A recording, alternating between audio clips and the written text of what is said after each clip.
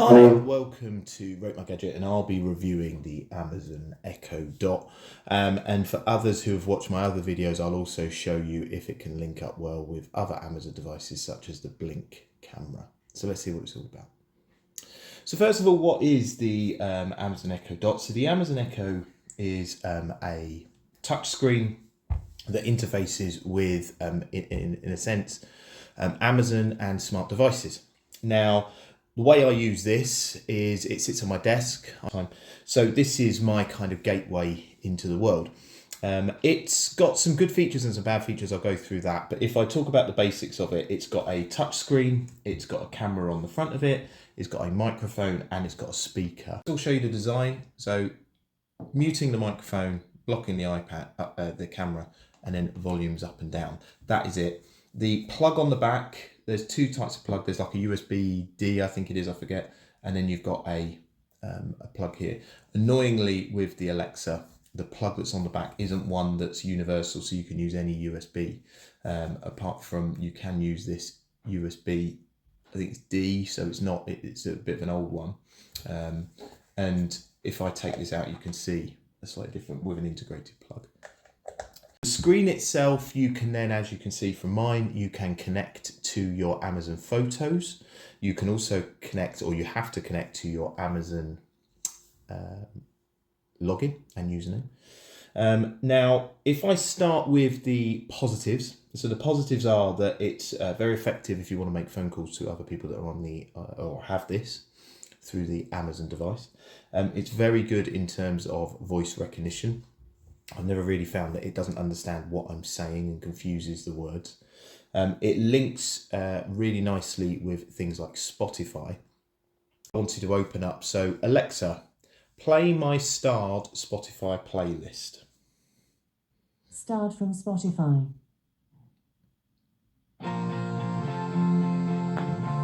Alexa, stop. Alexa, play Tidal music. Playing music from provider Tidal is not supported. So there are certain things that aren't supported. I'll put those in the comments as to what is supported and what isn't. Alexa, play YouTube video of the latest movie trailers. Searching YouTube.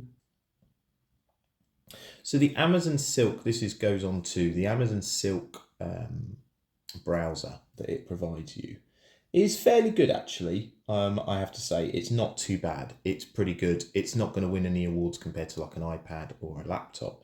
However, for something very quick that you want to look up, normally what Amazon will do is it will send you specifically to dedicated apps. So if you wanted to find the weather, the news, stock prices, anything like that, it will send you there. Okay, the other thing that I really like about this is that you can actually block the camera, which I quite like from a privacy point of view. And that is actually a physical slide that stops the camera from being viewed. The other thing I like is you can mute the microphone as well. Okay, Alexa, downsides. So the downsides are, and it's probably the biggest bugbear that I have, is the amount of notifications and different, I'll call it clickbait, that comes up on the screen. So what that means is that you'll get a notification saying something about the news this week that it wants you to look at or to read, which you can manually try and turn off, but I've never managed to fully turn it off. The other disadvantage as well with the Amazon Echo I've found is the interface with other Amazon devices. And the Blink is a good example of that. So the Blink camera, which is actually Amazon's camera, you can look at the camera, but you have to be very specific as to what you say in terms of the description. Okay. Now this is an example, going back, the notifications, the daily question, popular skill. So it's trying to promote different apps or different areas. You can turn off these notifications if you want. But I've just found that the more I try and turn them off, the more that something else comes up. So Amazon are obviously in the world of trying to promote things to try and click you off it. But if I show you the Blink camera, so show me the front door. Okay. So now it wants to open the front door camera. Okay, so it can do that. So it's waiting for the system.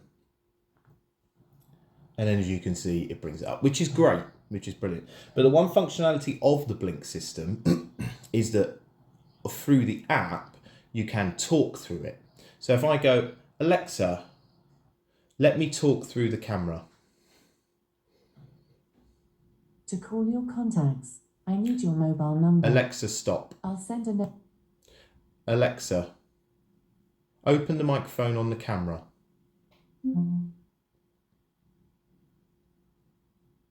In essence, it won't let you do that.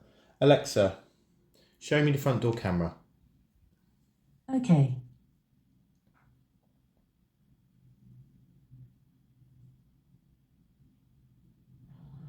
Alexa, record front door camera. Okay. I'm not quite sure what went wrong.